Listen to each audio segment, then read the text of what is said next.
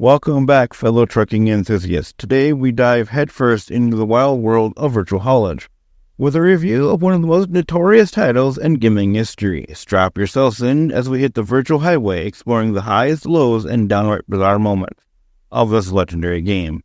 Get ready for some rough roads and even rougher reviews as we dissect every glitch, every quirk, and every unforgettable moment. So grab your coffee and join me as we embark on the unforgettable journey into the world of big rigs over-the-road trucking. So who made this pile of feces? Well, it is Stellar Stone, a company who likes to outsource the actual coding to foreign countries.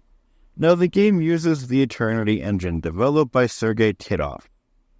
He is credited for producing and co-programming the game. However, in reality, no one gave him a word edgewise when it came to development and the game's release. According to him, the publisher Game Mill Publishing wanted to release one racing game, but ultimately decided to split it into two: Big Rigs Over-the-Road Trucking and Midnight Club. And then they shipped Big Rigs in pre-alpha state. Well, you can tell by the footage here, it shows. And on November 20th of 2003, the pile of trash known as Big Rigs Over-the-Road Racing was released and was sold only at Walmart. You know you put out a piece of trash when the only store to agree to sell it is Walmart. Now, in order to make up for how bad the game was, Sergei offered to replace the game with a game from the Activision Value catalog to anyone who sent in their copy of the game, a receipt, and a registration card. However, only 20 people actually did this. Big Rigs Over-the-Road Racing was so bad that it received a whole bunch of dislikes, and a Metacritic rating of 8 over 1,000. Jesus, I've been a gamer for years, and I have never heard of a game that has that poor of a reception. This game was so bad that 8 of the most well-known reviewers cited it as one of the worst games ever made. And if you've watched the old G4 TV show X-Play, one of the hosts, Morgan Webb, described it as one of the worst games ever made and actually refused to rate it due to the show's rating system not even having a 0. You know the game was bad when X-Play host won't even rate it. So we started off by choosing which truck cab we want to use. Right away I can tell the graphics here scream rush job. And then you get to choose which track you want to race on. So far, this is just your typical racing game, nothing special. So we are taken to the start of the race and it appears we are racing against a computer opponent. What the hell, we dress smoothly, but the computer's truck is jerky as hell. It is like it had too much caffeine for the day. So as the race starts, we have absolutely no background music. I mean, music to me keeps me motivated to want to play the game, and all we're stuck with is really, really, really bad sound effects. Did we just defy physics, or at least the laws of physics? I just watched the truck climb up the side of a mountain as if it was... Oh my god, we just clipped right through the side of a building. No crash at all. Speaking of bad graphics, why is the speedometer off-center? It's a bit unnerving to me. So now we're onto another track with a different truck. Instead of climbing the side of a mountain and defying the laws of physics, we clip right through it as if it were nothing.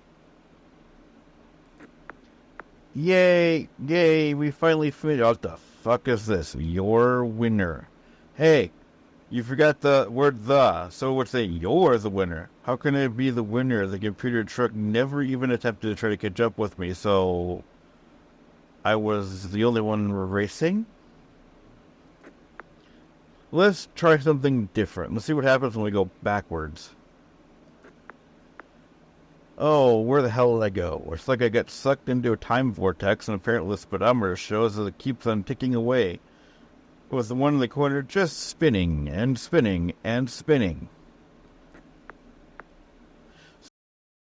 So let's just sum this all up. Firstly, let's talk about physics, or lack thereof. Trucks defying gravity, especially scaling 90-degree inclines without breaking a sweat. Collisions are more of a suggestion, I think, than reality, as trucks can pass through objects like they're made of air. In fact, winning a race often involves simply driving through barriers or even the finish line itself. Graphically, Big Rigs is a relic of a bygone era, with textures that wouldn't look out of place on a PlayStation 1. Environments are barren and lifeless, with little to no detail to speak of. It's as if the developer ran out of time and more likely just said, "Yeah, I give up." So despite all its faults, or because of them, Big Rigs over-the-road racing has achieved sort of a cult status. It's become the gold standard of absolutely terrible games. Beloved by enthusiasts of so bad as good entertainment, playing it is like witnessing a car crash in slow motion. You can't look away no matter how hard you try. In conclusion, Big Rigs over-the-road racing is a train wreck of a game. But it's a train wreck that's oddly fascinating to behold. If you're looking for a polished racing experience, look elsewhere. But if you're in the mood for something unintentional comedy and a dose of surrealism, then fire up Big Rigs and prepare for a wild ride. And again with that, I enter dive into the worst trash heap of a game possible, Big Rigs over-the-road racing.